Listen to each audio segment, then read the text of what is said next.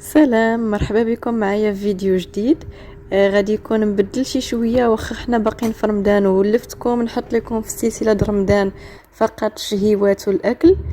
اليوم غادي نسافر، انا شاده الطريق للشمال وبغيت نصور لكم طريق. صراحه شحال هادي ما جيت لهنايا، وصراحه ملي شفتها عجباتني.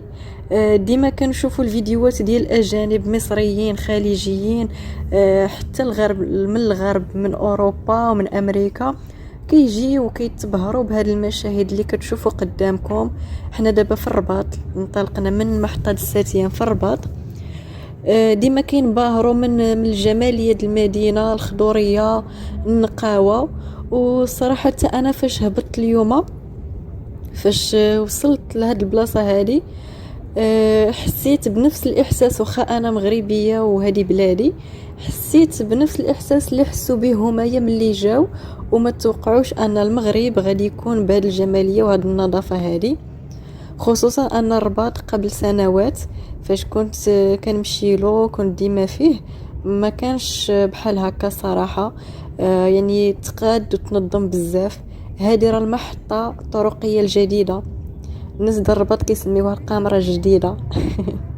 حيت المحطه القديمه كانوا كيسميوها القامره، دابا صافي بقات فمهم القامره، ولاو كيقولوا لها هذه القامره الجديده. وهي المحطه الطرقيه راه واعره، دايره بحال المطار.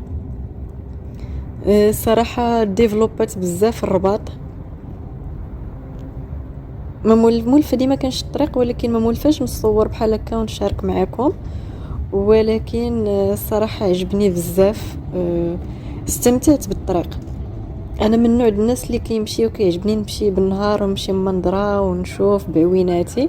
ولكن كنقول ديك الفيديو زعما ما عندهم حتى شي فايده انهم يتبارطاجوا، ولكن لا.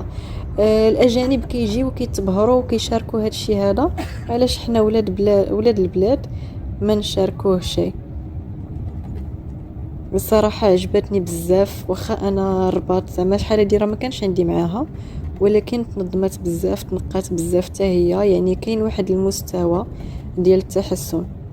هذه الجهه ديال حي الرياض، الكارتيه اللي فيه لي فيلا والعمارات، الاوت ستوندين ديال بصح.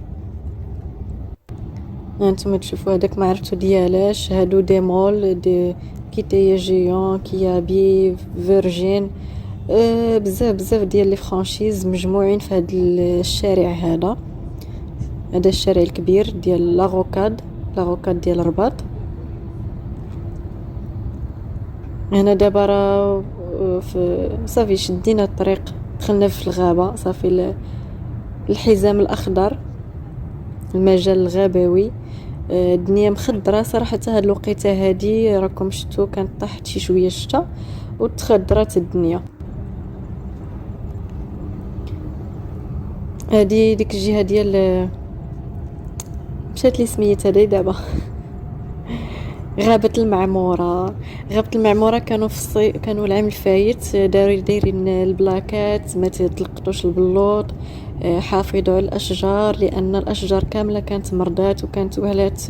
كانت كدوز من هاد البلاصه هادي كتجيني بحال شي ديك الشجر كيبان لك بحال محروق بوحديتو، طايح كلشي ماشي هو هذاك. يعني ما بقاتش غابه. دابا كيبان ليا بلي الشجر ولا مزيان، فاش ما بقاوش كيمشيو الناس يخربوه. شوفوا لي هذا المنظر هذا ديال هذا النهر وحدها الخضوريه والشجر.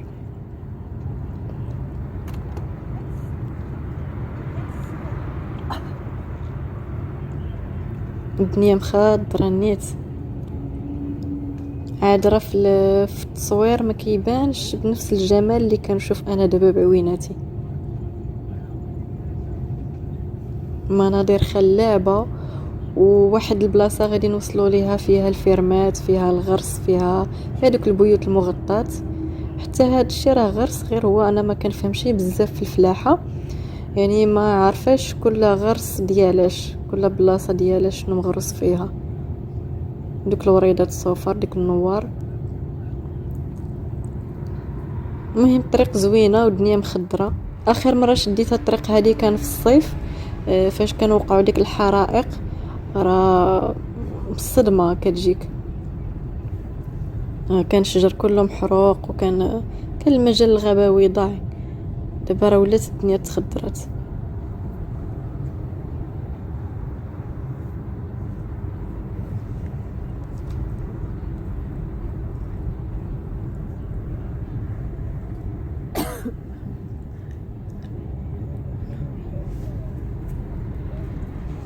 متولية بيناتكم.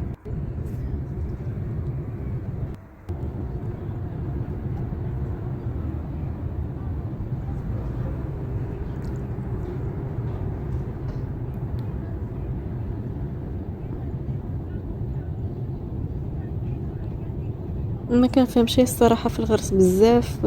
شفتوا ديك اللعيبات الشجيرات صغيورين ومدورين بهم، كل وحده مدورين بها البلاستيك. كاين دوك البويض المغطاة الكبيره، هذوك وقيله ديال البنان الا ما خفت نكذب، والله اعلم، حيت هو اللي كيبغي العلو.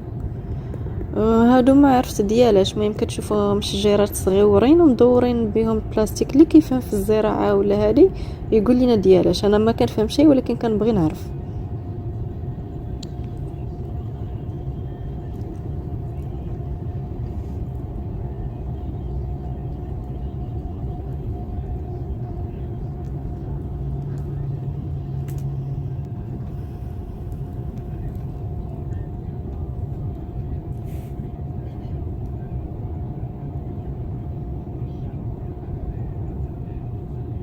المهم باش ما نطولش عليكم الفيديو، راه غادي نديرو في اجزاء. في الجزء الجاي هانتوما تفرجوا ليا داكشي الخضوريه. في الجزء الجاي غادي نحط لكم الفيديو فاش وصلنا للمحطه ديال العرايش.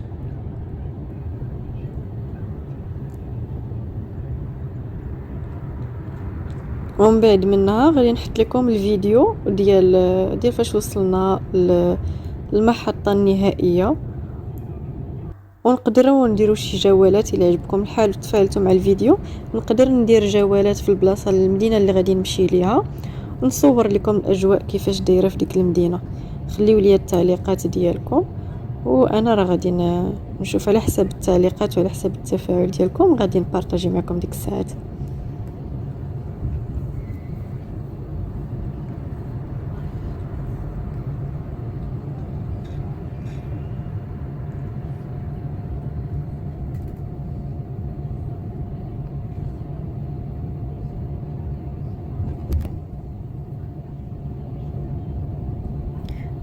شكرا على مشاهدة هذا الفيديو، الجزء الأول من الرحلة ديالي إلى شمال المغرب. كنتمنى تشتركوا في القناة وتخليوا لي التعليقات ديالكم والآراء ديالكم.